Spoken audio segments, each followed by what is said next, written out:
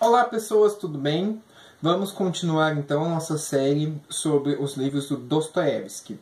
Eu já fiz do Gente Pobre e da Senhoria. Vocês podem conferir, os links estão aí na descrição, tá bom? Hoje falaremos sobre duas narrativas fantásticas, que são A Dócil e O Sonho de um Homem Ridículo, tradução do Vadim Nikitin. Acho que é isso que se pronuncia o nome dele, não é mesmo?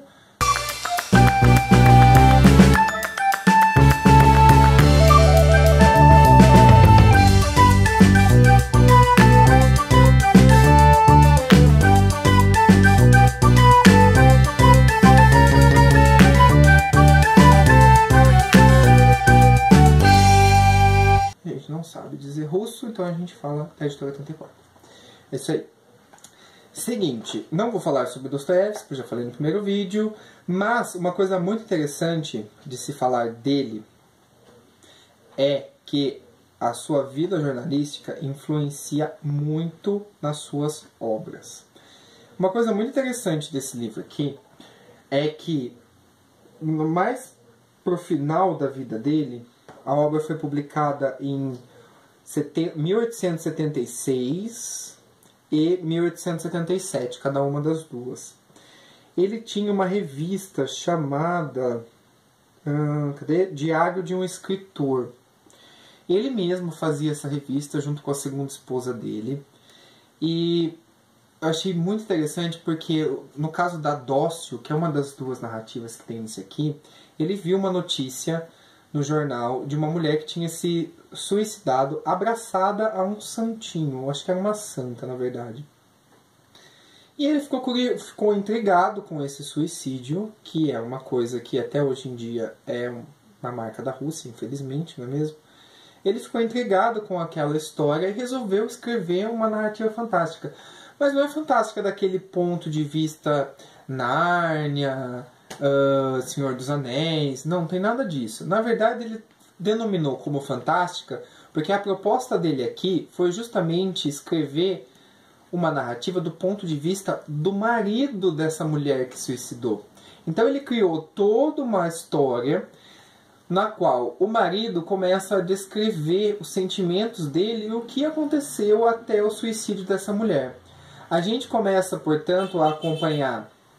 Ó, chegou a pizza para alguém, menos para mim, né?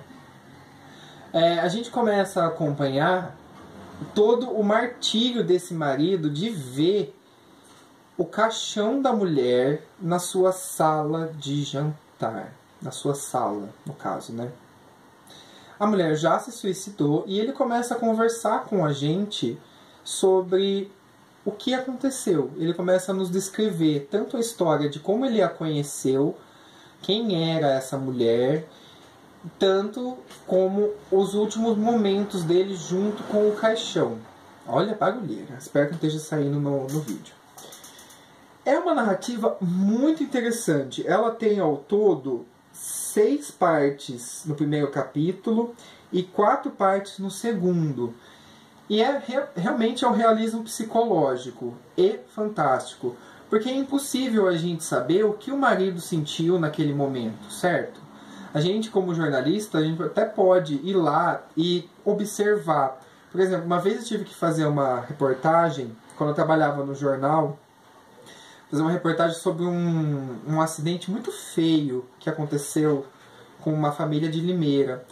O moço perdeu a esposa, a filha e, se eu não me engano, a mãe nesse acidente. Eles estavam numa viagem de moto e a mãe e a filha estavam no carro, acompanhando eles atrás.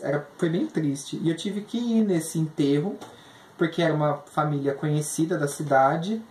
Mas assim, quando você entra naquele lugar, no caso do velório, aquele ambiente triste, melancólico mesmo, sabe? Uma pessoa que perdeu alguém tão importante da sua vida, é bem complicado. E não tem como você saber o que está passando na cabeça dele. E é muito difícil você chegar e falar assim: oi, tudo bem? Eu tenho que fazer uma reportagem para o jornal escrita, você não pode me dizer o que você está sentindo? Não dá, né, gente? É só na observação. No máximo você pode perguntar, tá? Tipo, vocês eram casados há quanto tempo? Não sei o que, essas coisas assim.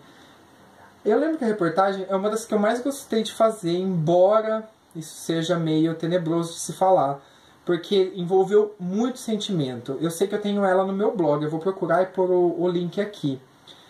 Mas assim, o que eu tô querendo destacar é a habilidade do Dostoiévski em pegar uma notícia trivial, porque suicídio, tal pessoa morreu, se jogou na frente do metrô. Ninguém dá bola para isso hoje em dia. Pelo menos nos jornais que eu vejo aqui em São Paulo, eu sei que tem acidentes, tem suicídios nas linhas do metrô. Não sei se toda semana, se todo dia, mas eu sei que tem, já me disseram. Já vi estatísticas, mas ninguém vai lá para fazer uma reportagem, para entender os motivos, por aí vai. A gente viu há pouco tempo atrás também aquele caso da baleia azul lá na Rússia. Então fica meio que tudo ambientado com este livrinho aqui, certo? Será que eu consigo pôr ele aberto? Consigo. Olha, não precisa editar. Então, é o seguinte. Como eu disse, a gente começa a acompanhar o homem, esse marido, que está com o caixão da mulher preparado para ser levado para o enterro, em cima da sua mesa de jantar, e ele começa a conversar com o leitor dizendo o que aconteceu, o que ele está sentindo, o pavor dele, a tristeza dele. Ele não consegue raciocinar às vezes, então em alguns momentos a narrativa fica meio bagunçada, tanto quanto, obviamente, a cabeça desse homem que perdeu a mulher, que se matou. Aí vem à tona sentimento de culpa. Será que foi ele o motivo do suicídio dela? Será que ela não estava feliz com a vida dela há muito tempo e agora ela resolveu fazer isso? O que será que aconteceu com essa mulher para ela se suicidar e ainda mais abraçada numa santa? Você vai ficar sabendo quem é essa mulher, a Dócio. Ele vai contar que ele era dono de uma casa de penhor, que é aqueles lugares que você leva, você está precisando de dinheiro, então você leva alguma coisa sua e troca por dinheiro.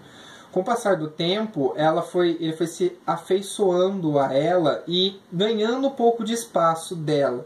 Porque até então, essa mulher era muito recatada, muito introspectiva, não.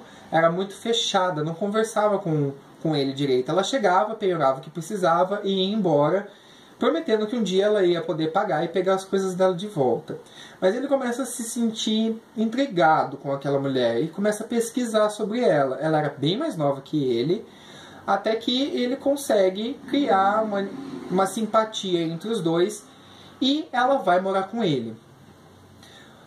Porém, sobre uma série de complicações. Não é um casamento também não é um relacionamento fácil, amoroso. Ele coloca uma série de regras para essa mulher. Então você começa a entender o que pode ter levado ela ao suicídio ou não. Ela, ao mesmo tempo, começa a se mostrar uma outra pessoa. Não era mais aquela dócil, bonitinha, que ia lá toda recatada para vender o dinheiro. Ela começa a ficar meio... Eu não sei, não lembro a palavra exata, mas ela começa a se mostrar uma outra pessoa que não era a mesma dele. Ela começa a quase chantagear ele, descobrir umas coisas do passado dele. Então a relação é bem complexa para culminar, obviamente, no suicídio. Ninguém se mata do nada, não é mesmo? Então espero que não. Então é isso, é bem interessante. Porém, minha parte favorita deste livro é a segunda história, que é O Sonho de um Homem Ridículo. Essa daqui é sensacional. Me lembrou um pouco o livro do Thomas Moros, A Utopia. Se você não leu, leia. Qualquer dia eu vou fazer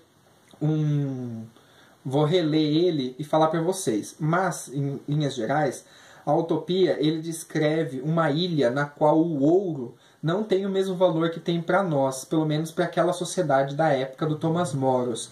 Então, os escravos daquela ilha não eram escravizados da mesma forma que a nossa. Eu acho que o livro é de 1400 do Thomas Moros, não lembro.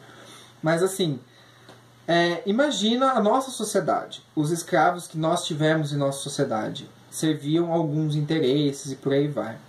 Nessa ilha chamada Utopia, o Thomas Moros já mostra uma coisa diferente, que os grilhões desses escravos eram de ouro e por aí vai. Por que eu estou falando isso? Porque, obviamente, como eu já disse, O Sonho de um Homem Ridículo lembra um pouco. O que é a história? a história, obviamente, é de um homem que se julga ridículo e ele estava planejando o seu suicídio, tem um certo link com a Dócio, há algum tempo. Porém, no dia que ele decide, hoje vou me matar, no caminho para casa ele encontra uma menina pobre que pede uma ajuda para ele e ele não dá e enxerga uma estrela no céu. Alguma coisa muda na cabeça dele. Não fica exatamente claro, ao meu ver, no livro, o que mudou para ele talvez desistir do ato. Mas ele chega na casa dele, sob os barulhos do vizinho, senta na mesa, o revólver está ali, ele está pronto para dar o tiro e se matar, e ele dorme. Quando ele dorme, ele tem um sonho, a meu ver, maravilhoso. No sonho ele se matou e algo, uma entidade, pegou ele do caixão. Ele acorda dentro do caixão e algo tira ele daquele caixão e começa a voar com ele. Lembrou um pouco também Memórias Póstumas de Brás Cubas, quando o Brás voa no hipopótamo rosa. Aquele capítulo é maravilhoso do Memórias Póstumas de Brás Cubas, do Machado de Assis. E esse momento lembra um pouco que ele viaja longe, longe no universo e ao longe ele enxerga a Terra, bem pequenininha. E ele começa a pensar, ué, ali está a Terra. E ele tem alguns diálogos com essa coisa que o pegou no caixão. Eis que esse bicho, essa coisa, esse negócio, deixa ele justamente nessa outra Terra. Seria praticamente um universo paralelo. Aqui está explicado o fantástico, não é mesmo? Só que nessa outra Terra, ela é maravilhosa. As pessoas têm o prazer de viver, tudo age em harmonia, embora a ciência não seja tão evoluída quanto do século XIX. Só que assim, aí a gente fica pensando, tá, será que a tecnologia nos traz tristeza, nos traz facilidade, porém, e alegria? Tem esse questionamento quando você lê este livro, este conto. E ali naquela terra, ele fica surpreso com tudo que está acontecendo. A relação das pessoas com a natureza, a relação das pessoas uma com as outras. E aos poucos ele começa a se encaixar e a entender. Então a narrativa é justamente a descrição dessa experiência que ele teve. Só que tem um plot twist nesse negócio aqui que é sensacional. E ele fala que, na verdade, o que aconteceu foi que, se você não quer spoiler, é hora de terminar o vídeo, tá bom? Mas vale a pena, mesmo sabendo o que vai acontecer, para você entender o que é essa terra, o que aconteceu. Ele vai corromper as pessoas dessa terra. Ele vai inserir a ganância, o ódio, coisas que não tinham. Então a gente imagina mais ou menos um paralelo entre o paraíso e a nossa sociedade atual. Aquela terra para onde ele foi levado no primeiro momento seria o paraíso, onde tudo é harmônico, tudo é perfeito, tudo funciona muito bem. Só que com a chegada dele, talvez a serpente, as coisas mudam e as pessoas não acreditam mais que seria possível ter uma sociedade tão harmônica quanto um dia aconteceu naquele mundo. Gente, é sensacional esse segundo conto, O Sonho de um Homem Ridículo. Vale muito a pena ler. Principalmente por conta da nossa situação atual, né, que dispensa comentários. Todo mundo sabe em que sociedade que a gente vive. Eu recomendo muitíssimo a leitura disso aqui. É um livro muito fininho. Ele tem ao todo, vamos ver, 128 páginas. Então dá para ler numa tarde. A leitura, a diagramação não é muito daquelas que coloca 1000 linhas numa página. Ó, só para comparar, ela é totalmente diferente. Primeiro que esse livro aqui é mais grossão, né? Ele é maior e a diagramação colocou linhas minúsculas, né? Aqui está as duas narrativas fantásticas, aqui está os demônios. Então ele é bem fluido, bem gostoso de ler. Como eu disse no último vídeo, não é difícil ler Dostoiévski. E eu recomendo muitíssimo. É bem interessante. Certo? O objetivo do vídeo é dar um panorama geral, uma resenha muito superficial do livro, e eu acho que está aí. A Dócio e O Sonho de um Homem Ridículo. Meu preferido é o segundo, mas vale muito a pena ler. Certo? Então no próximo vídeo voltarei para falar de O Crocodilo e Notas de Inverno sobre Impressões de Verão. Que de certa forma principalmente o primeiro, também é uma narrativa fantástica, o segundo é chato pra caramba. Tá bom? Tchau!